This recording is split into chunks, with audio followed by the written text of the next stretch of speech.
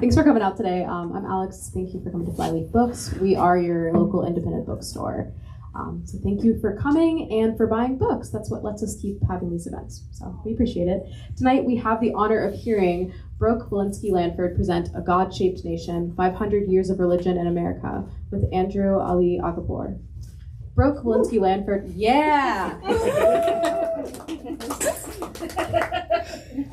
Brook Wilensky-Lanford is a religion writer, editor, and teacher, the author of Paradise Lost, Searching for the Garden of Eden, a New York Times Book Review editor's choice, and former managing editor of Killing the Buddha. Her work has been published in the New York Times, The Guardian, New Republic, and elsewhere. Andrew Ali Aghapour is a scholar, storyteller, writer, and artistic producer living in Durham, North Carolina. Andrew was born and raised in Charleston, South Carolina by a Muslim Iranian father and Christian British mother. He is a consulting scholar of religion and science for the Smithsonian National Museum of American History. All right, so I'm going to turn it over to these two now. Remember, you can grab the book up front if you haven't yet. Thank you. Thank you, Flyleaf Books. Thank you. Please, let's give keep the applause going for Flyleaf Books and for Brook Wilensky-Lanford. Yay! Brooke, can I say just a few words to get us started? Please. I just want to once again, who is here because they are a huge fan of Brook Wilensky-Lanford and excited about this book. Yes, it's here. I'm Andrew. I'm so excited to be here to help facilitate a little bit this evening. This is a celebration, among other things, of a book that has been in the works for 10 years or more. I'm so honored to be here to help start some conversations about it. Let me tell y'all, in case you don't know who Brook is, let me tell you just a little bit about her. You heard a quick introduction.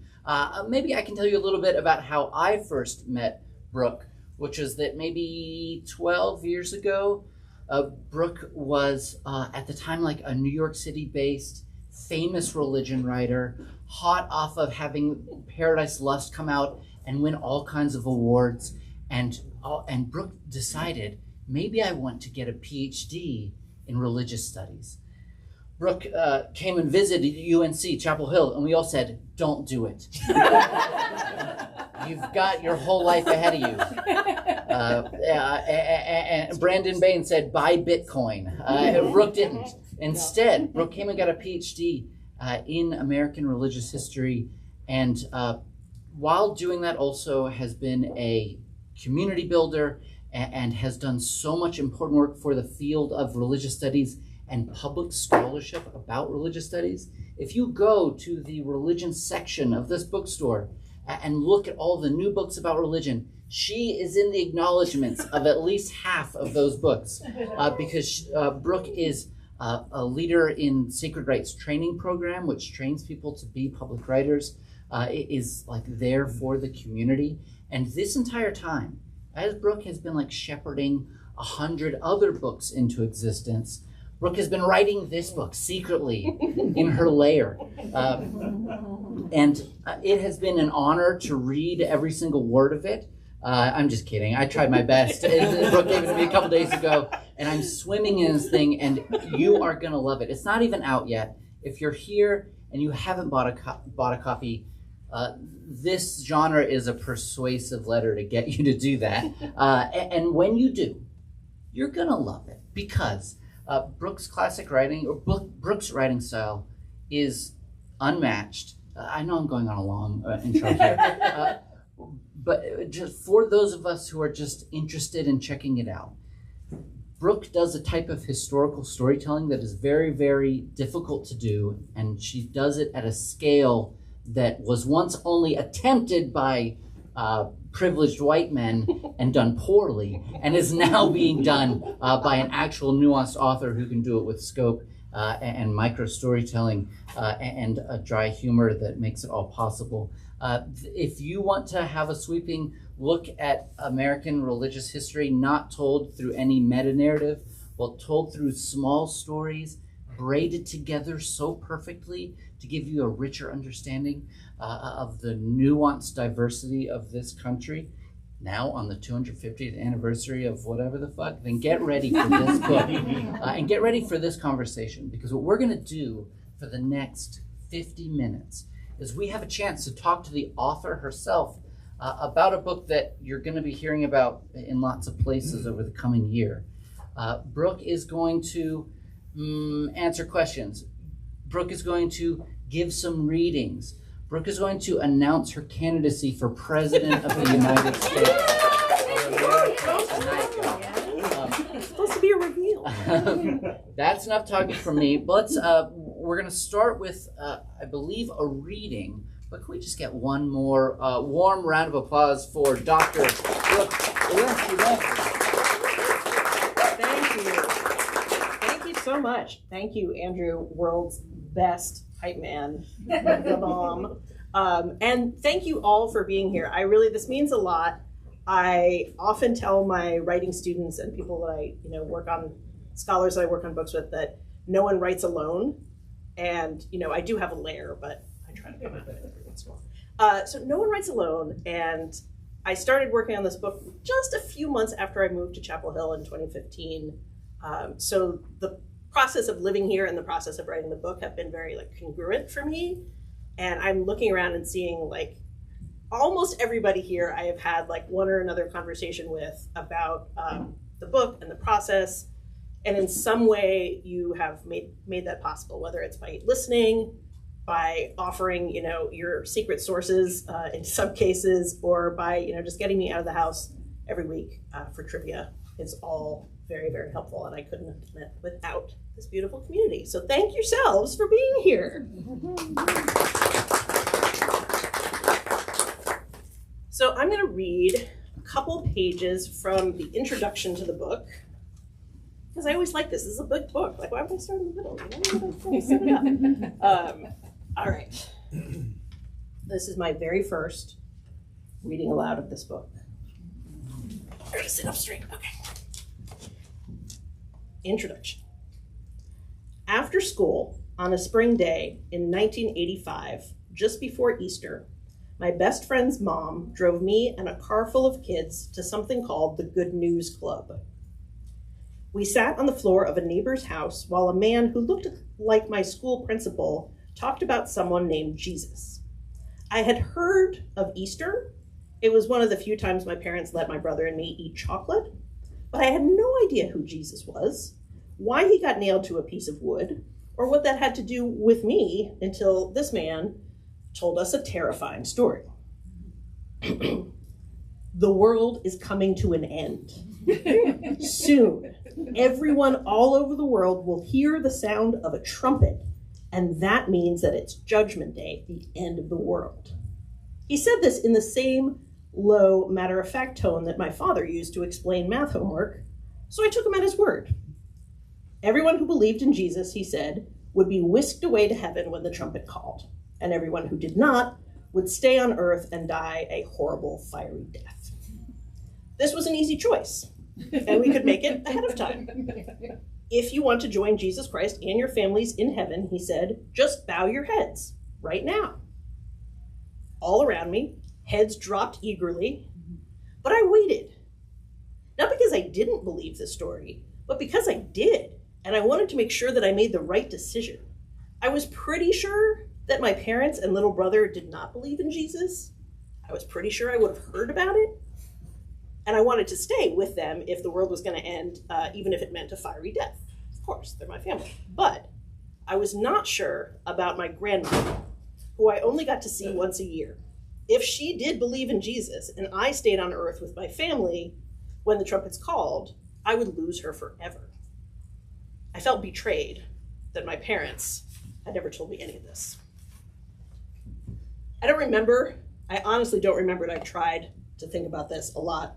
I don't remember whether I decided to bow my head or not. But I do remember running home, panicked and indignant, and demanding to know, does Nana believe in Jesus Christ? A look of stunned terror passed between my parents, who had moved far away from their own families to the Maine coast in the mid-70s, precisely so that no one could tell them what to believe or do.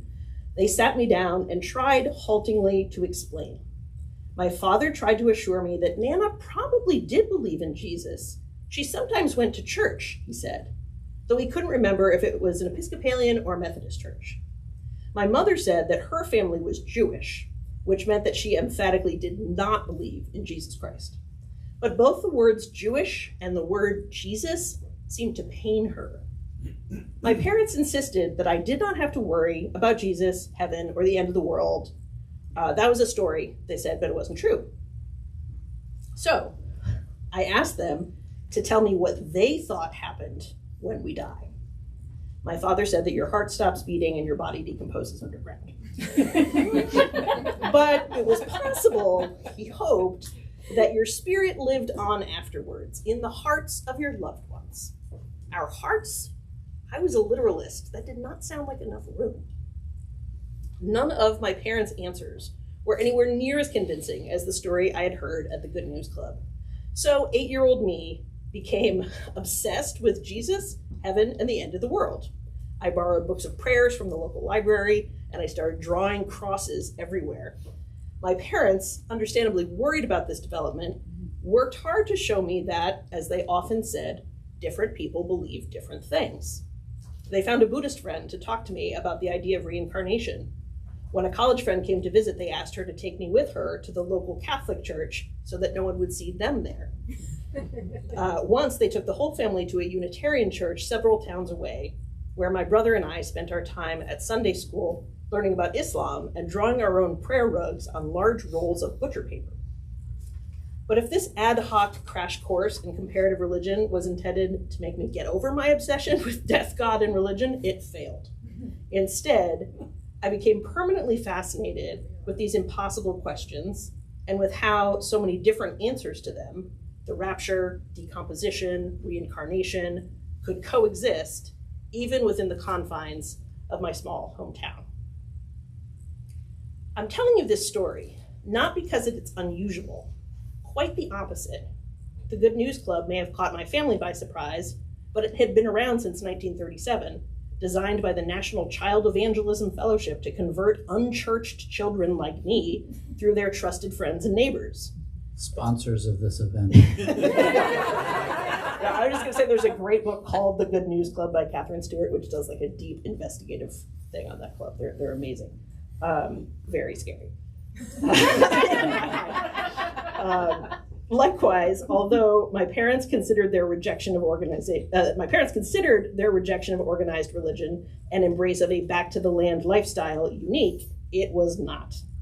They were among thousands of mostly white, middle-class, educated young people to make that choice in the 1970s, which remains the only decade when more Americans moved into rural areas than moved out of them. Indeed, the story of religion in America is a story of encounters like these. Sometimes surprising, often messy, always human. They take place not just within houses of worship with religious leaders, but among friends, families, and neighbors. Religion happens in real time, in history. This might sound straightforward, but it's not. Religion is often assumed to be something transcendent and timeless, whereas history is considered earthly and unruly. In practice, however, religion is both concrete and abstract, a continuous encounter between what historian Catherine Albanese calls the extraordinary and the ordinary. The extraordinary is the theology, the belief Jesus Christ will return to earth to save sinners. The ordinary is what we do about it, the practice. Bow your heads right now in this living room. This book, then, is a history of extraordinary religion through ordinary religion, a history of what people say and do. That's where I'll stop.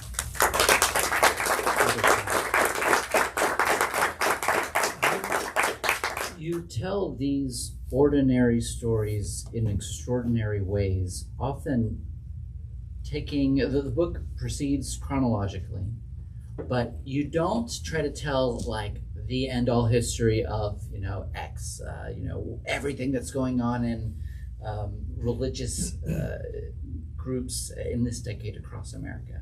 Instead, you are able to tell various stories of religion in American history by braiding together a few stories at a time that often, in the way that you braid them, show exactly this interplay between the extraordinary and the ordinary. Could you tell us a little bit about the process of writing this book and what you did choose the stories that you chose for kind of each decade, each century. Yeah, it was a very long and not very methodologically rigorous process, I would have to say. It involved a lot of color coding and string and, Post-its connected to other Post-its. But I did make a decision at some point very early on to go with like strict chronology rather than by theme. And this is like, again, I feel like it's one of those like deceptively simple choices to make, right? Because very often in big histories of anything, you will have, for reasons that are fair, like a chapter about the Mormons, a couple chapters about the Catholics, some Jewish chapters. And that makes sense, and it's a way to like dig deep into those different traditions. But I really wanted to subvert that, or to just rearrange that so that each chapter has you following, as Andrew mentioned, they're roughly corresponding to decades, although some of those early decades get squished together a little bit, 14, 1500s.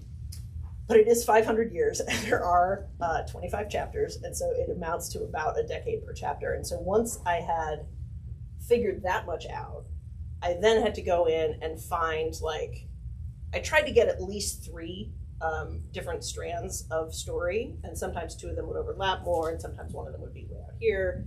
Sometimes I would try to cram 4 in there, but I would try to get 3 separate themes that seemed like they defined that decade, carried the big themes forward, and were happening simultaneously. So I got really into simultaneousness and what was happening at exactly the time. Freaking insane, y'all. Get ready when you read this. My editors would gently encourage me in some of the rounds of revision that we did to be like, maybe you could tell this in a flashback and move this over here.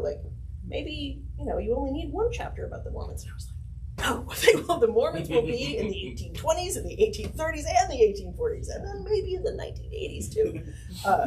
This was, wild and crazy for them. But I think it makes for a fun story. And Yeah, let her cook, as the kids say. Maybe just to give an example of some of what you're doing here, in an early chapter, you tell a few interlaced stories. One of the folks is a translator. Is it Tisquantum? Mm-hmm. Would that be, or do you want to tell us any examples of some of the ways that, or other decades of these interlaced stories, often from people on the margins, whose stories combine to tell us something about that moment in American history? Yeah, I would talk about Tisquantum, it's the full name of, we're usually taught Squanto in American religious history, right? And he has a really amazing backstory that is right there for the reading. If you read the journals of William Bradford, the founder of the Plymouth colony, he just gossips about this guy who he met and where he came from. And so you learn this whole story that is all behind the scenes to the story that we know, right? The story involves years of enslavement and plague and death and destruction and horrible things that happen all before he arrives back to Plymouth and encounters the colonists and becomes their translator and sort of the middleman and negotiator between indigenous people and European colonists, which is a very tricky and dangerous position to be in, but he handles it with a lot of skill and a lot of drama. I also want to mention one other story that I had such trouble with, and I am really proud that I had a review today come out in the Reviewer, which is very exciting. And this person read it and really geeked out, which made me really happy. They were like, "You will never think about the Salem witch trials the same way ever again." And I was like, yes, that story is so hard to tell, folks. You cannot write a book of American religious history without putting the Salem witch trials in there, right? It's illegal. You can't do it. People will be like, it's illegal. Yeah, it's illegal. No, there's no laws about this. So you have to do it, but it's what do you say? The Puritans killed 25 people? That's the official total, but then there's people who die in jail, or there's people who accuse their family. It just stretches out into this whole community in this whole time period that's affected with something that looks crazy. It looks supernatural. It looks what do you possibly say about this? And what does it mean in the larger context that I'm trying to tell. So it took me a very long time, but it's going back to that, like, what's happening simultaneously on the ground thing ended up being what saved me in that story. And I'm looking over at you, Brandon, because I feel like you were probably the first person to tell me the story. But just the idea that in 1692, when the witch trials are happening, you also have these different Puritan colonies negotiating with both the French and indigenous people. You have the beginnings of the French and Indian Wars, which are coming at them from all directions and pushing in on their very insecure boundaries.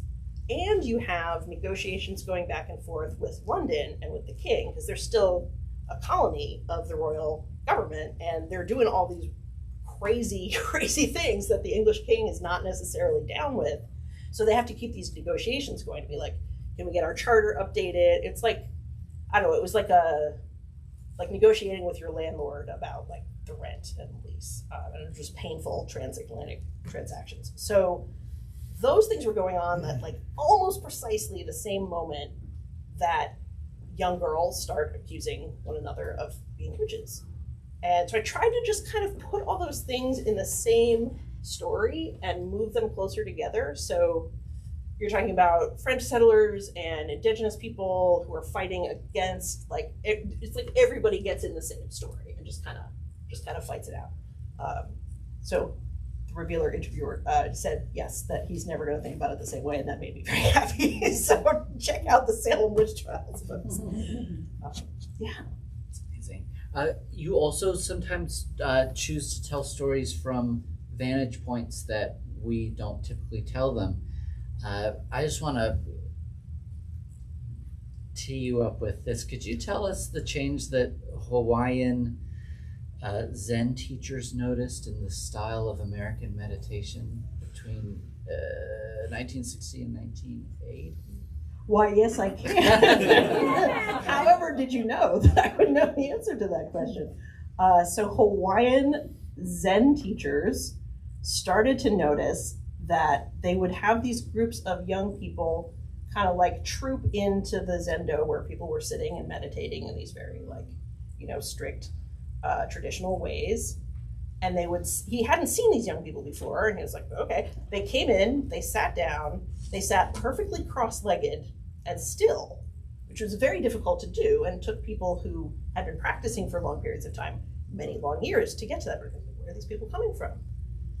And then when there'd be a break in the meditation and everyone was supposed to like stand up and stretch their legs, I guess, and walk around, these people who had been so calmly sitting there would fall over if they tried to stand up. Like, they couldn't do it. They couldn't stand up. And it took him a while to figure this out, but basically people who are high on acid are coming into the Zendo at around this time because they feel like this is a safe space to like do this cool thing with the brain and hang out. And they eventually sort of come to a little bit of a détente, but there was a culture clash there for a hot minute. If you head over to the merch table, we've got some acid. All of us are in for a treat as we watch the kind of storytelling that you're doing here, which is so nuanced, so full of humor. I want to ask, can we hear some more? Do you have another reading? We didn't prepare. Can you tell? Do you have any other excerpts you'd be willing to read for us? I do. I have more, you guys. There's a lot more. I almost want to just like take requests and speak. Seems name a year. It's like, what is it, the Tao Te Ching, where you like name the number of the page and they have to like open it up and read whatever's there. I'm a little too scared to do that. So I'm going to read a couple of pages that come from much, much later into the 20th century here. And these pages reading them today was inspired by something that I saw on the Twitter a couple days ago.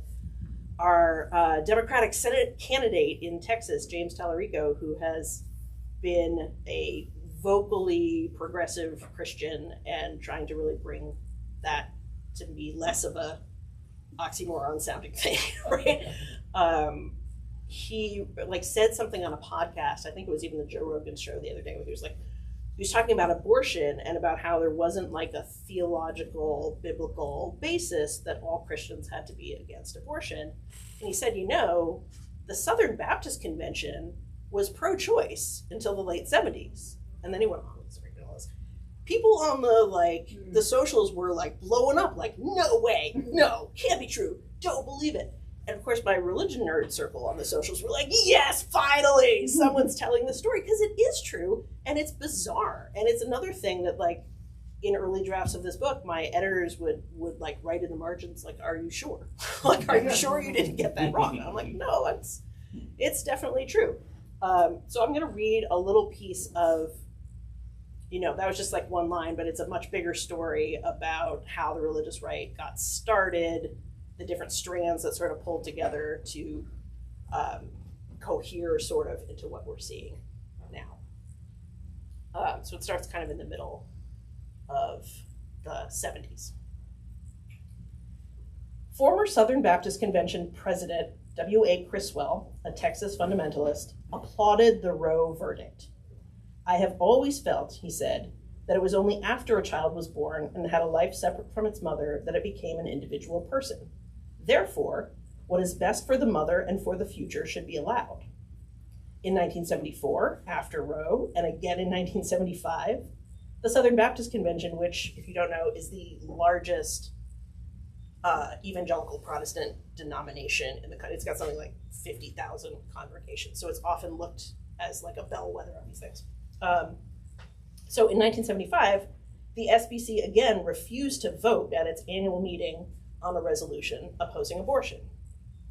This was far from the only position that the Southern Baptist Convention took in the 1960s and 70s that would be inconceivable just a few years later, but which emerged directly from the Baptists' long-held advocacy for the separation of church and state, going back to Roger Williams and Jeremiah Moore, and if you read the book, you'll know who those people are. In the 1940s, the Southern Baptist Convention had supported conscientious objectors and opposed the peacetime draft. The SBC had also supported Supreme Court rulings banning prayer and devotional Bible reading in public schools. In 1968, they had discussed environmental change and slavery reparations. In 1969, they published and quickly withdrew a sex education curriculum, if you can believe it. Also in 1968, 2 months after the assassination of Martin Luther King Jr., and on the very day of the assassination of Robert F. Kennedy, the Southern Baptist Convention annual meeting at the Houston Convention Center played host to a protest for racial justice by a small group from the Research Triangle of North Carolina called Baptist Students Concerned, whose members had witnessed a performance by Allen Ginsberg a year earlier and become inspired to speak up for social justice in their church. We rededicate ourselves to the proclamation of the gospel, they wrote in a resolution called On the Crisis of Our Nation, which includes redemption of the individual and his involvement in the social issues of our day. Not all their fellow Southern Baptists agreed with everything in the students' resolution, but they supported the students' right to their own views. The resolution was voted on, and it passed. Jimmy Carter, a lifelong Georgia Baptist who had had a born-again experience as governor of the state, repeatedly insisted during his 1976 presidential campaign that being a Southern Baptist meant having exactly this kind of stalwart belief in the separation of church and state, and inequality and an individual religious autonomy. Baptist churches did not have to take orders from anyone, not even the Southern Baptist Convention. Congregations had the right to make their own rules and to call their own ministers, including women if they wanted to. Likewise, Baptist individuals did not necessarily have to follow their congregations. When presidential candidate Carter was asked about abortion, he always answered that he personally believed abortion to be morally wrong, but that Roe v. Wade was law of the land. And as president, he declared he would do all he could to reduce the number of abortions by providing comprehensive sex education and encouraging the use of birth control. Most Southern Baptists voted for Jimmy Carter for president, tacitly supporting this Roger Williams-inspired vision of what their church and state stood for.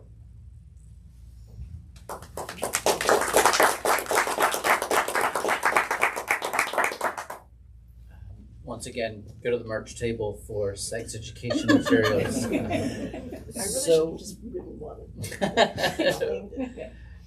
You're getting us started. So Brooke and I are working on a timeline project about American religion history, and I have been wondering for the last 2 years how it is that you know stories that are so wild about American history.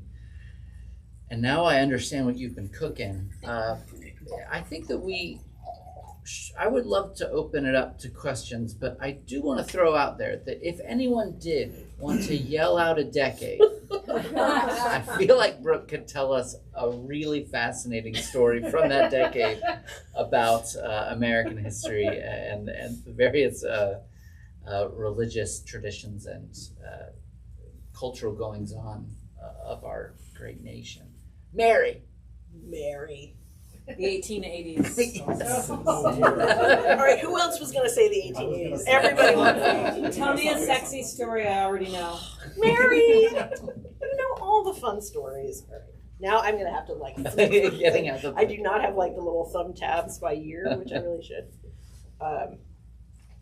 Yes. For fans of the Gilded Age. 1980s, 1910s. Where are you, 1880s? Okay, that's before the World's Fair. I do have a whole chapter on the World's Fair, which I know is controversial. 1880s, the rated stories, I believe, no, that's the 1860s, 70s. Sorry, guys, this is really interesting. Thanks a lot, Andrew. We really rehearsed this really in great detail. I wasn't going to give you in advance what the decades are going to be. Okay, all right. I got one. You guys are, some of these, you're going to know these stories. On the evening of July 11, 1883, 215 people gathered at the posh Highland House restaurant in Cincinnati for a 9-course banquet. Patrons were transported via funicular to the top of Adams Hill, which overlooked the city. Courier's orchestra regaled them with Brahms and Bach. There were 5 types of alcohol, and 7 people gave toasts.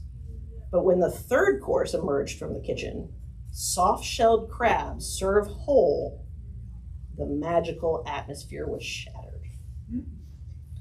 This dinner was given by the Union of American Hebrew Congregations, led by Isaac Meyer Wise, in honor of the first class of rabbis to have graduated from Hebrew Union College.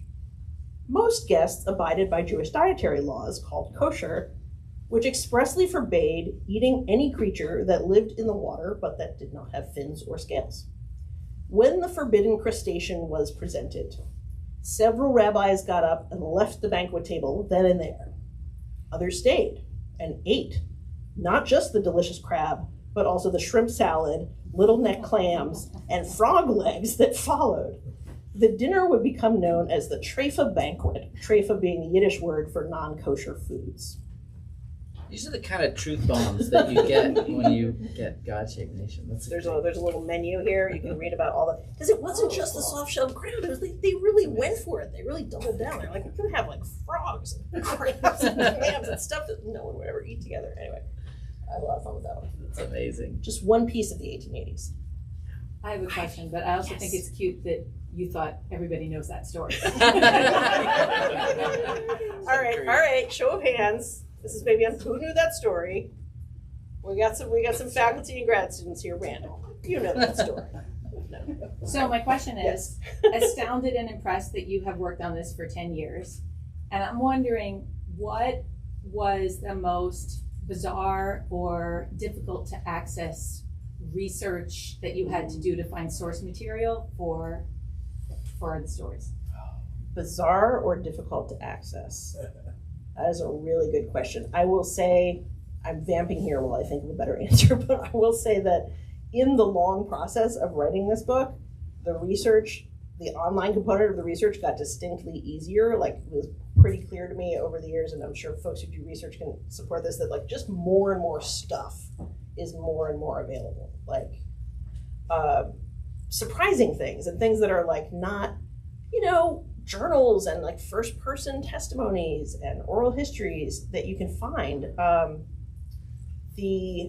So I wouldn't say it's hard to access, but one of a really interesting set of documents that I found a lot of use for and was really happy to find was actually through the UNC Southern Historical Collection, which has and has had for decades a collection of narratives by enslaved people. Like any narrative by an enslaved person or by somebody who ghost wrote for them within a period of years is like scanned and uploaded and tagged, and you can search through it, and it's amazing because you can learn very simply and like with a lot of caveats about those records, but like you can understand what was being talked about in communities that you would otherwise not really have easy access to. So that was really an amazing resource. One of many. There's a lot of great stuff out there. Shout out to the librarians. Sir? I'm interested in the idea, it's been here in America, I think, 400 or 500 years, that religion is a good thing.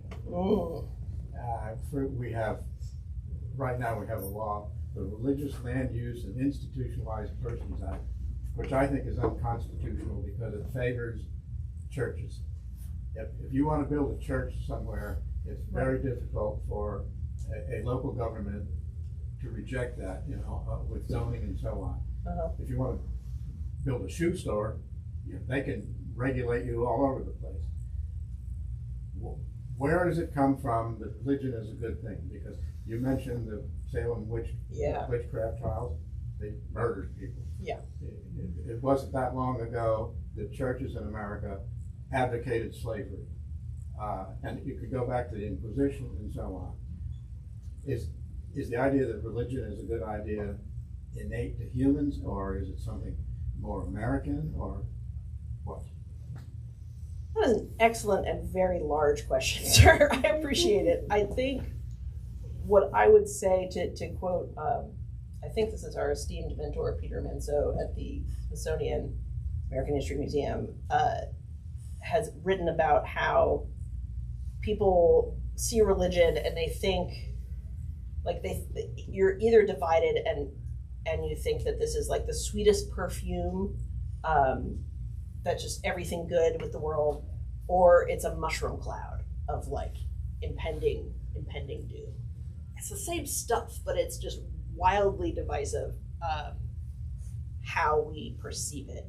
And so what I would say is that what I try to do here, and you'll have to read it and tell me if I succeeded, but what I try to do is kind of naturalize religion and have religion itself not be the good thing or the terrible thing, but people make it so, like it's at every single step, it's a person making that decision, right, about whether to open that shoe store or, pass that zoning law. I'm really interested in that zoning thing because of Ken's story for the Smithsonian, but I'll ask you a follow-up question about that later. Well, that's a live issue here. It's and in many places, and changing. That's another one of the things that changed in recent years and wasn't always the case. So I don't think it's a good thing. I don't think it's always a good thing. I don't think it's always a bad thing. I think it's a human creation. I would basically say I'm a humanist, and I think we kind of have to turn the blame on ourselves rather than on this thing that's exterior. That's religion. You heard it here first, folks. God is dead. I didn't say that. I definitely didn't say that. I tried really hard not to say that. I know. I should. Putting words in my mouth. What's at the merch table? T-shirts. Nietzschean mustache. Yeah, what a great question. Thank you. Yeah, any other questions about the book or the process? Yes, sir. Yeah. Hey, You in the back. Brooke. Hi. I'm curious about the title. I'm sure it was a long conversation with editors, and but actually all three meaning-bearing words there: God and shaped and nation. I'm wondering how you landed on it. Kind of the focus on a monotheistic being that is acting, that's doing the shaping and the molding. and then the nation state as an entity. And so just wondering how you came to that.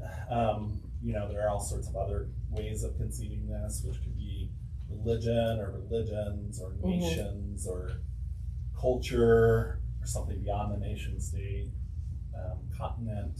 Could have been that it's the people, as you just said, it's the people, the humans acting. But I do think it is the humans acting. And yet you've got God acting there in the title. So we just love to hear the process of a writing. Thank you. Yeah, that is the answer is like very slowly and painfully did I come to this title. It was really like fingernail on chalkboard experience. What were some of the early ideas of titles? For those of you who are Facebook friends with me, you may remember a poll about 6 months ago where I had some really fun proposals for titles, including from one of my grade school friends from Maine who was like, "How about Hallelujah, what's it to you?" I love that. For a while, I actually pitched to Grove. I was like, "How about Bless This Mess?" And they're like, "Brooke, there are already too many plain books by that title." Fine. But that's really what I wanted to say. It was like, this is a mess, right? And also, we bless it all the time, right? So I really am still have affection for that title. This is not meant to be a cop-out, but I will let you know that I actually have a short essay explaining the process of writing the title coming out in LitHub on June 9th. So watch for that. It's got a lot more funny alternate titles in it. I will say I landed on God-Shaped Nation because I wanted something that had multiple meanings. The title of my first book is Paradise Lust, and I really wanted a pun. No one would let me have a pun, so instead we ended up with sort of what I think of as a double entendre. It's a very subtle double entendre, which is a God-shaped nation. Okay, it's a vague enough phrase that it's like, is the nation shaped by God, or shaped maybe like God? And is it in fact the nation that we are looking at as that we are putting ourselves into and our like ideas of God into? It references, of course, the phrase "a God-shaped whole," which is a theological phrase, which is like people have an innate need for something that they call God. But I don't know, to me that phrase always seemed really absurd. Like the idea of there being a God-shaped anything, like what does that look like? Like that's not concrete, that's just it's a whole. So I think about the title as a little bit of a Rorschach test in that you can read it and be like, okay, this is a God-shaped nation, hallelujah, providence, all that. Or you can be like, what is God shaped like? I don't know. That's what I'm hoping for anyway. I'm hoping for something that so it was that, and I really did not want to include the word belief or faith in the title, and I really worked hard to avoid that, but there are a lot of very useful titles that have the word faith and belief in them. So this is where I ended up, and I'm really curious to hear how people, respond to it. The subtitle, which we could have a whole other conversations about, I'm sure, but the subtitle is 500 Years of Religion in America, and yes, that does mostly mean the United States, and yes, I should have said that. But the 500 is also meant to do some work here in terms of the God-shaped. It's meant to take you out of that 250-year timeline of this is a Christian nation because they said it was in 1776. So, there's that. Yeah. I've been saying God's shaped nation, so there's my pluralism.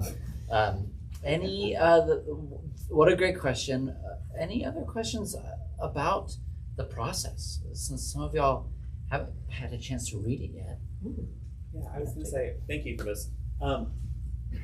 Thinking about how you wrote this over a 10-year period, this is not, the last 10 years has maybe not been the most stable. Explain. For the relations of what religion in America looks like, right? No. There's been a lot of change. So I'm wondering how writing with that shifting landscape changed or influenced the writing process. Like you're telling these stories that have histories in the past but are very much alive now and you see things happening around you, right? You saw the excerpt you chose to read was because you saw something that James Teller posted on Twitter. So like, I'm just curious about this 10-year writing period where a lot has seemed to be in motion. Yeah.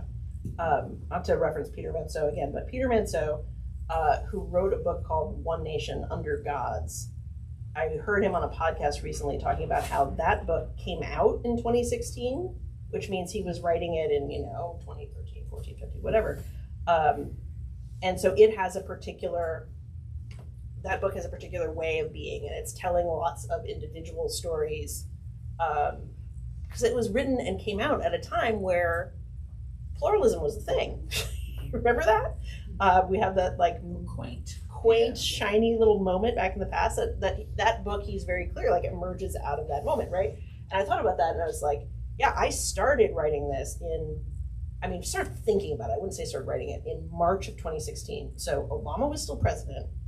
I had just moved down here and I thought, I'm going to live in North Carolina during the Hillary Clinton presidency. And this is all just going to continue, No. So as I drafted the whole scope of the book, the ending of the book kept changing. Like my first complete draft was probably in like 2021. And I think at that point I ended it right at COVID. Like it was like in March 2020, cliffhanger, last page of the book. And I was like, well, that's not really, first of all, that's not really fair.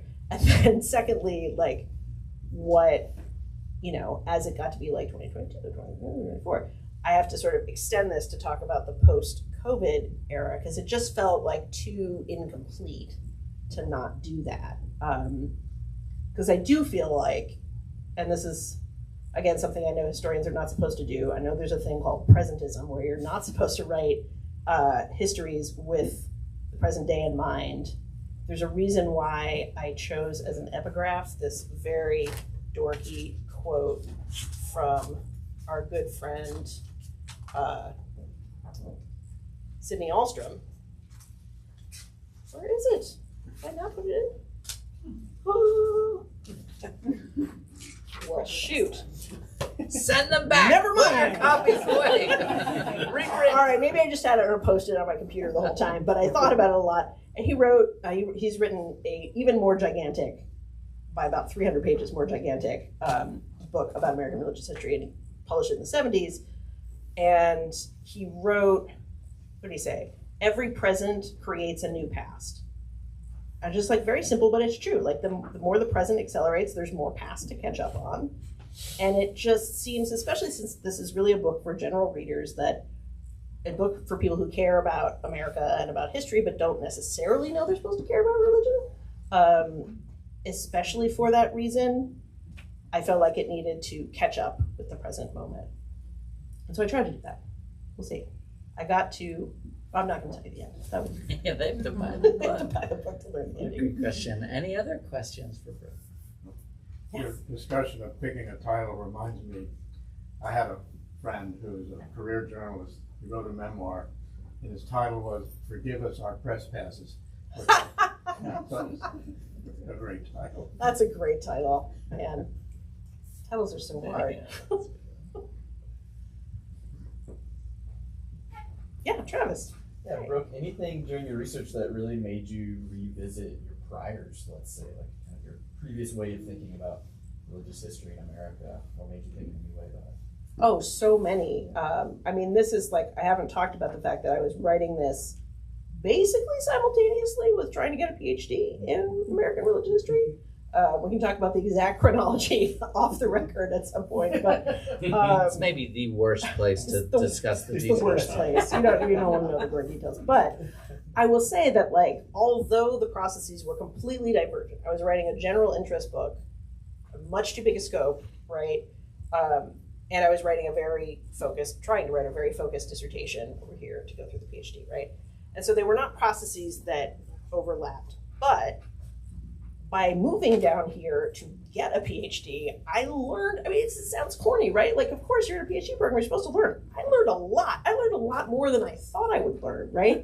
Not just about, like, the content of what happened in the past, but about ways of thinking about how to tell that story, right? I mean, it was in Brandon's seminar where we talked about the idea of encounter and combination, and that became really, like, narratively generative for me, right? Like, just in the way we think about that story, and trying not to align the story with a big grand meta narrative of the triumphalist narrative of Christianity has conquered all, or the declension narrative, which is religion is going away, and that's either terrible or great, depending on, your perspective. I didn't want to have any of those sweeping narratives, and I think I definitely learned a suspicion of that and critique of that I carried with me from studying. And then also,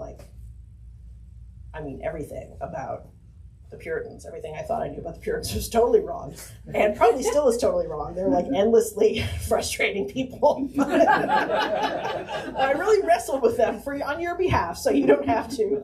And I hope that you enjoy. I'm pretty sure that's why they were kicked out of England. Yeah, because they were just annoying people. Nobody wanted them around. Too much trouble. Well, I've got good news and I've got good news. The good news is that if you don't own this book, you can change that about your life here in this very bookstore that hosted us. The other good news that I have is that the party is going to keep going. We're going to linger here if there's any additional questions that y'all have. And then we're going to go over to Lucha Tigre for some celebratory drinks and food. So please join me in that, and join me in giving a huge round of applause.